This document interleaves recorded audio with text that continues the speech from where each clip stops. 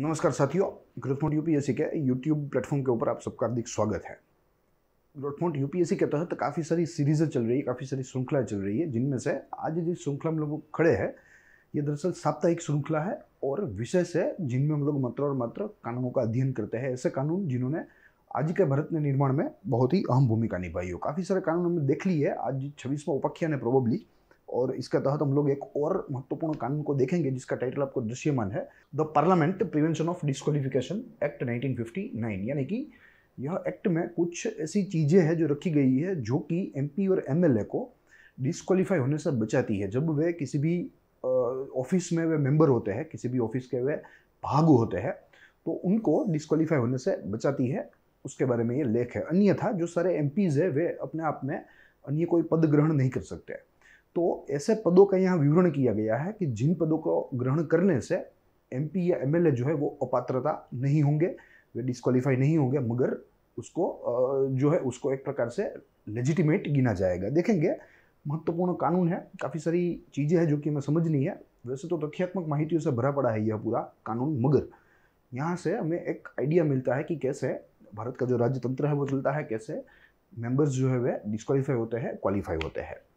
Background से शुरू करेंगे, सेम मोडस ऑपरेंडी से जाएंगे, इंपॉर्टेंट प्रोविजंस बाद में देखेंगे और उसके बाद इंपॉर्टेंस या कोई टिका है तो उनको भी देखने का प्रयास करेंगे। देखिए, सबसे प्रथम अगर बैकग्राउंड की बात करें तो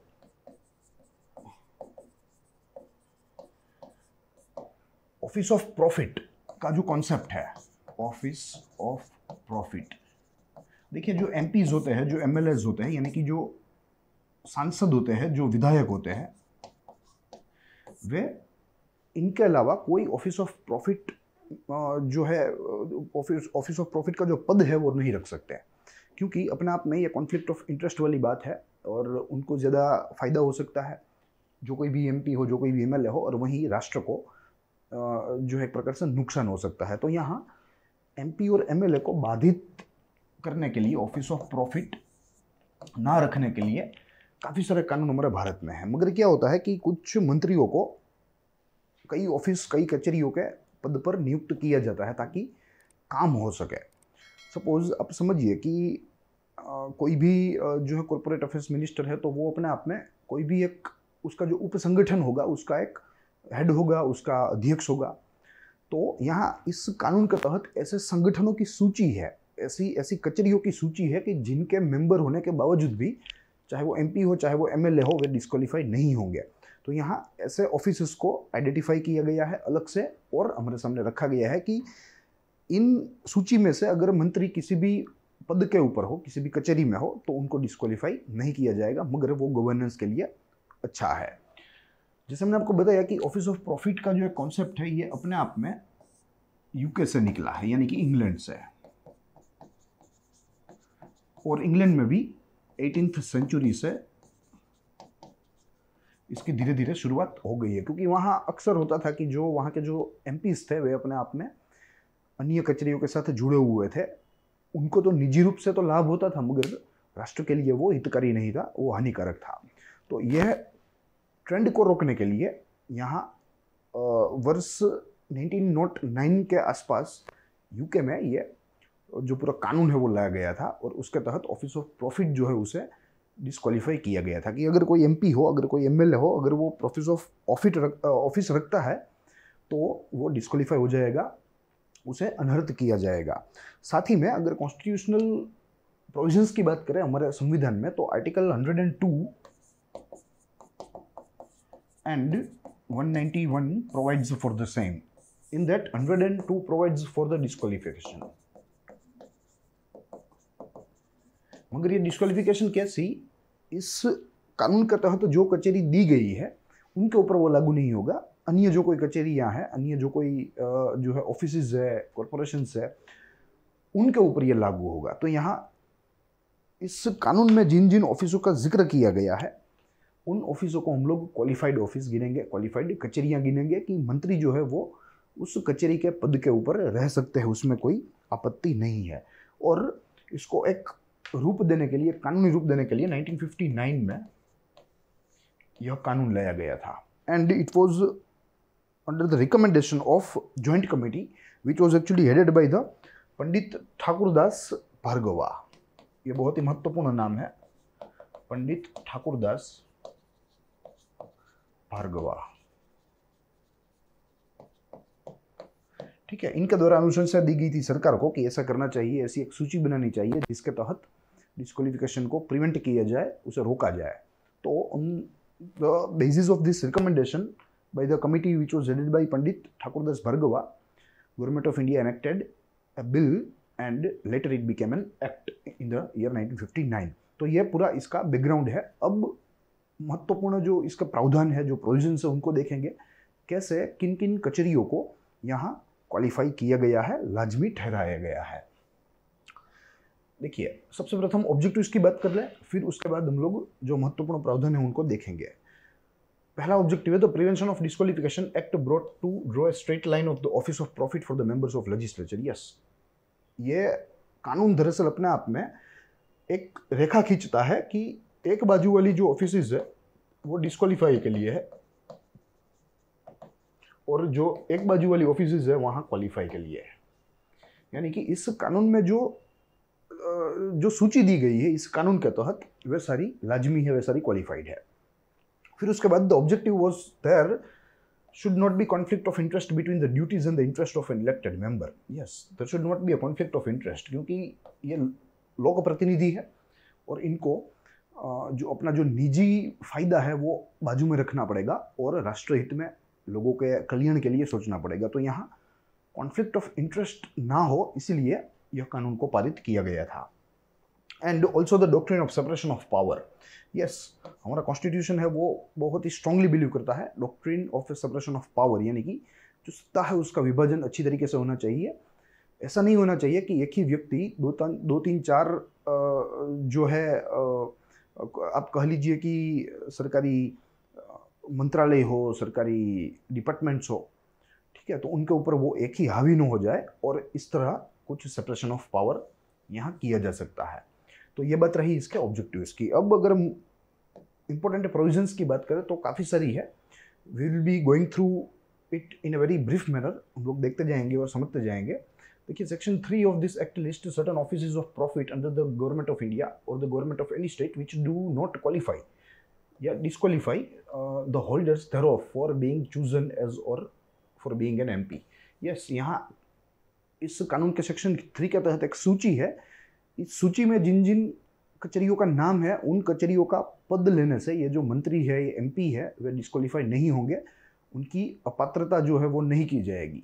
मगर यहाँ जो प्रेजेंट नहीं है इस पूरी सूची में, अगर उस ऑफिस में ये पद संभाले तो 100% ये कॉन्फ्लिक्ट ऑफ इंटरेस्ट कहलाएगा, ये ऑफिस ऑफ प्रॉफिट कहलाएगी और वे डिस्क्वालीफाई हो सकते हैं। देखेंगे, this act declares that none of the following offices in so far as it is an office of profit under GOI or government of any state shall disqualify the holder thereof for being chosen as or for being a member of parliament namely। ठीक है, तो यहाँ जिन कचहरियों का नाम दिया गया है उनके मेंबर, उनके अध्यक्ष बनने पर संसद या विधायक को डिस्क्वालीफाई नहीं किया जा सकता। देखेंगे, सबसे प्रथम any office held by minister of state और deputy minister for the union and for any state whether ex officio और by name. Yes, any office. ठीक है, सपोज हम होम मिनिस्ट्री का एग्जांपल लें यहाँ, तो home minister, union home minister is actually chairman of all zonal council ex officio. ठीक है, तो this will not be calculated as a office of profit because it is actually created by government of India और government of state. ठीक है, तो यहाँ कोई भी पद पर मंत्री हो, विधायक हो, तो उनको डिस्क्वालीफाई नहीं किया जा सकता, ये इसकी प्रथम शर्त है। यहाँ दूसरा जो कि एक ही सब पॉइंट है, the office of a leader of opposition in the parliament, office of deputy chairman planning commission, the office of each leader of a recognized party and recognized group in either house of the parliament. Yes, तो ये सारी चीजें हैं जो कि लाजमी है, इनके सभ्य बनने पर ना तो आपको डिस्क्वालीफाई किया जाएगा, ना तो आपको जो है अपात्र किया जाएगा। और आखिरी है उसमें the office of the chairperson of a national advisory council constituted by the government of India in the cabinet secretariat। फिर दूसरा, the office of chief whip, deputy chief और whip in the parliament और of a parliamentary secretary। देखिए, ये whip का एक पद होता है जो कि अपने आप में राजनीतिक पक्षों के लिए होता है और ये राजनीतिक पक्षों में जो डिसिप्लिन रहना चाहिए, जो गरिमा मेंटेन रहनी चाहिए संसद की, संसद भवन की, वो पूरे परिसर की, वो मेंटेन करवाने का काम यहाँ इन अफसरों के ऊपर रहता है। Plus the office of the chairperson of national commission for minority, जो गवर्नमेंट ऑफ इंडिया के द्वारा ही कॉन्स्टिट्यूट हुई एक लॉ के तहत, उनका अध्यक्ष, उनका सभ्य बनने पर भी वे डिस्क्वालीफाई नहीं होंगे। National commission for scheduled caste and scheduled tribes and national commission for women. ठीक है, तो ये सारी ऐसी कचहरियाँ हैं जिनके सभ्य या जिनके अध्यक्ष बनने पर, चाहे वो संसद हो, चाहे वो सांसद हो, सॉरी, चाहे वो विधायक हो, उनको बेदखल, उनको डिस्क्वालीफाई नहीं किया जा सकता। उसके बाद देखें तो office of the member of any force raised और maintained under National Cadet Corps 1948, the Territorial Army Act 1948 और the Reserve and Auxiliary Air Force Act 1952। यानी कि डिफेंस के साथ अगर कोई भी मंत्री जुड़े हैं, डिफेंस ऑफिस के साथ, चाहे वो टेरिटोरियल आर्मी हो, चाहे वो एनसीसी हो, चाहे वो एयरफोर्स हो, तो उनको भी यहाँ डिस्क्वालीफाई नहीं किया जा सकता। ये राष्ट्रहित में ही है। ये भले ही ऑफिस ऑफ प्रॉफिट हो सकती है, मगर राष्ट्रहित में है, यहाँ इनको डिस्क्वालीफाई या अपात्र नहीं किया जा सकता। उसके बाद देखें the member of home guard constituted under any law for the time being in force in any state. Yes, अगर कोई होमगार्ड का प्रावधान किसी भी राज्य ने बनाया और किसी भी मंत्री को उस पद के ऊपर बिठाया इसका प्रबंधन करने के लिए, तो ये भी ऑफिस ऑफ प्रॉफिट नहीं माना जाएगा। तो office of Sharif in the city of Bombay, Calcutta and Madras, it's a old concept, आज इसकी जरूरत नहीं है। उसके बाद देखें तो ऑफिस ऑफ चेयरमैन और member of the syndicate, senate, executive committee, council और कोर्ट ऑफ ए यूनिवर्सिटी और any other body connected with the university. Yes, तो यूनिवर्सिटी का मेंबर बनने पर भी एमपी या एमएलए को डिस्क्वालीफाई नहीं किया जा सकता। ये यहाँ इस कानून के सेक्शन 3 के तहत मौजूद है, जिसका मतलब है कि ये सारी ऑफिसेज, ये सारे पद लाजमी हैं। उसके बाद देखें तो the office of a member of any delegation और mission sent outside India by the government of India for any purpose. Yes, फिर उसके बाद द ऑफिस ऑफ चेयरमैन और a member of a committee whether consisting of 1 or more members set up temporarily for the purpose of advising government or any authority in respect of any matter of public importance or for the purpose of making an inquiry into or collecting statistics in respect of any such matter, if the holder of such office is not entitled to any remuneration other than compensatory allowance। yes, ये सारी ऐसी जो है, जो समितियां होती है, जो गवर्नमेंट के द्वारा नियुक्त की जाती है, चाहे वो किसी भी पब्लिक इंपॉर्टेंस के मुद्दे के ऊपर जांच करने के लिए का, चाहे वो जो सांख्यिकी माहिती है, यानी कि जो स्टैटिस्टिकल इंफॉर्मेशन है, उसको कलेक्ट करने के लिए अगर कोई समिति की रचना की गई है, तो ऐसी सारी समितियों को अपने आप में ऑफिस ऑफ प्रॉफिट नहीं गिना जाएगा। और इनके जो मेंबर्स है, एमएलए हो, एमपी हो, उनको भी डिस्क्वालीफाई नहीं किया जाएगा। शर्त एक है कि उनको अन्य कोई आर्थिक जो मदद है वो नहीं मिलनी चाहिए, मात्र और मात्र उन्हें कंपेंसेटरी अलाउंस से मिलना चाहिए। This is the condition, otherwise it is legal. फिर उसके बाद the office of chairman, director और मेंबर ऑफ एनी स्टैट्यूटरी और non statutory body other than any such body is referred to in clause H।